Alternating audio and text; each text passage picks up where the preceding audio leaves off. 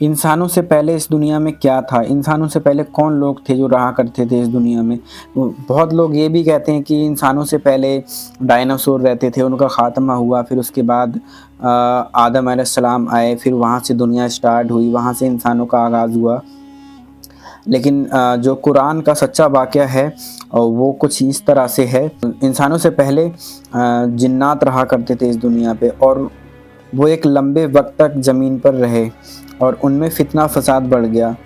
وہ آپس میں لڑتے جھگڑتے خون خرابہ کرتے تھے، جیسے کہ آج کے ٹائم میں لوگ ایک دوسرے کے دشمن بنے بیٹھے ہیں، بھائی بھائی کا نہیں ہے، انسان انسان کا دشمن بنا ہوا ہے، برائیاں کرتا ہے، گناہ کرتا ہے، تمام چیزیں کرتا ہے، اللہ تعالیٰ کی نافرمانیاں بھی کرتے ہیں لوگ۔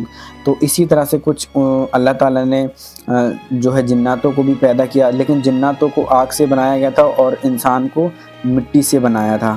جنات ایک لمبی مدت تک زمین پر رہے، لیکن وقت کے ساتھ ان میں فتنہ اور فساد بڑھ گیا، وہ آپس میں لڑتے جھگڑتے رہتے تھے۔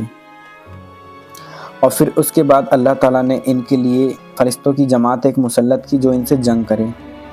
جب جنات کی سرکشی بہت زیادہ بڑھ گئی تو اللہ کے حکم سے فرشتوں نے ان کے خلاف جنگ کی۔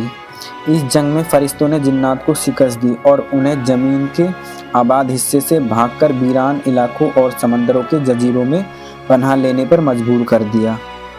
اور اس میں سب سے بڑا رول نبھانے والا جو ان کا لیڈر تھا وہ ابلیس تھا، جس کو آج ہم اور آپ شیطان یا پھر بولتے ہیں نا کہ شیطان ڈگا رہا ہے، یا پھر شیطان نے یہ کر دیا وہ کر دیا، تو یہی تھا وہ۔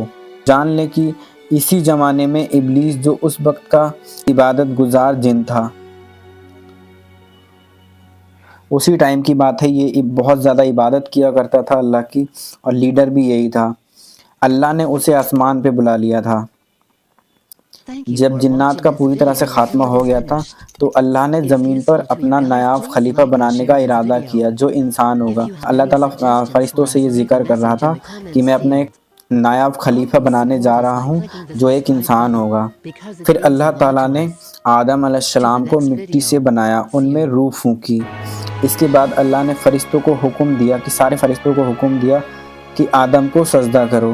ابلیس نے تکبر کی وجہ سے سجدہ کرنے سے انکار کر دیا، جیسے کہ ہم نے سن رکھا ہے سوائے ابلیس کے سب نے سجدہ کیا، لیکن ابلیس نے سجدہ نہیں کیا، جس کی وجہ سے انسانوں کا تبھی سے یہ دشمن ہے، اور تبھی انسانوں کو برائیاں سکھاتا ہے، کبھی آپس میں لڑواتا ہے، یہی سب کرواتا ہے، تبھی سے اس کی تبھی سے دشمنی ہے انسانوں سے۔